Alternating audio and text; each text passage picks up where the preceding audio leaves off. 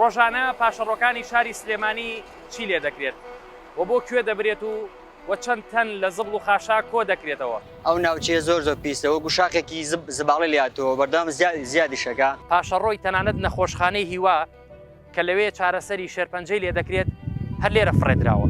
لە ژیانمان ماوە تەپ و تۆزیە بۆمان بۆنەکەی زۆرە موبەریدا هەڵناکەین ئیشەڵا خۆشی خۆتی وتمان ئەمە ڕیساکیلیە بەس ڕیساکیلی نییە بە بەڵام لەوەتی ئەم ڕیساکیلی ڕاستە ئاگر و دووکەڵ نەما بەڵام بۆنەکەی سەد ئەوەنەی دووکەڵەکە پیسە. ژیانمان خۆش نییە ژیانمان ناخۆشە مناڵمان هەمووی گەڕ بووە هەمووی ژیانی نییە ئیسلاحاتی نییە لە تاو مێشولۆ بۆن و بەرام و بۆگەنی ئەم ناوە بۆنێکی دەرئەکا هەر ڕووی ئەگەر باکە ڕووی بۆ ئێرە بێ ماڵی تیا مناڵی ساوایە سەر ئەڕوا بۆ ناوشار زمانێ لەم دیا مناڵەکەی تووشی سەرەدان پێشتر زۆر لەمە باشتر بوو هەرچەند دووکەڵ بوو ژیانێکی زۆر ناڕەحەت و بەڵام لەمە باشتر بوو ئەم بۆنە خەڵک تەحمولی ناکە.